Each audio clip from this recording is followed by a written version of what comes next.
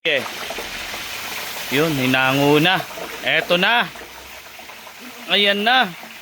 Uy, grabe. Pero sa totoo lang, masarap talaga. Yung lasa, grabe yung nailagay na lasa. Na-enjoy ko yung lasa niya, ang sarap. Paglamig niya, malutong yan. Ito, pinapapa ko na nga eh. Yan tol, tapakin nyo yan oh. O, baba. Ang sarap. Sarap na eh. Parang sarap isisid. Sisig na yan. Sisig natin, no? Sisig na. Sarap. Pero ito lang, napakasarap na eh.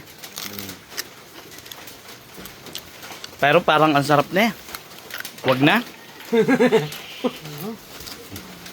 Tulutong nito. Oh? Di, saka masarap. Hindi lang malutong. Mas masarap daw sa ilitsyon. Mas masarap yung pag ganito. Basta bata pa lang, bata pa.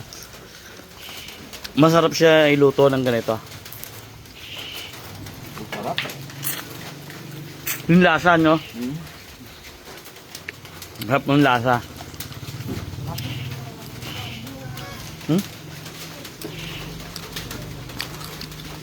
Ang lutong.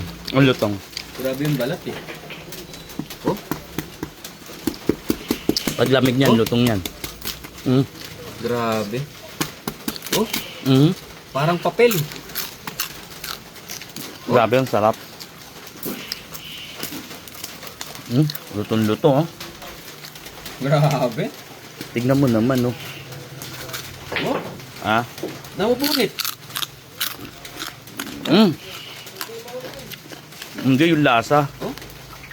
Yung lasa talaga nagdala. Napakasarap ng pagkakatimpla. Tuhulid. Tolo. Elio, ah. Ang galero to eh. Aton. Reward mo. Yan ang masarap. Grabe, sarap. Ano to? Parang wag na. Masarap iulam to. Ganyan na lang. Masarap eh. Kasi kung sisising natin, baka mawala pa yung sarap eh. Solid, perfect na perfect. Sarap. Saka ito ulit-ulitin ko. Kahit paanong gawin mo. Pawinta lang pala tsaka kasi dechin. Dali. Saka yung lasa. Yung may kailangan ng ano pa eh. Yun na lang, rekta na eh. Oo. Saka kung lilitsyon mo, mas gusto ko to lasa na ito. Ang lutong. Saka yung lasa, Andun. perfect. Tol, alin mo na. Huwag ka ng pang ano. Banabara dyan. Grabe, sarap. Sarap talaga. Laman eh. Sarap to.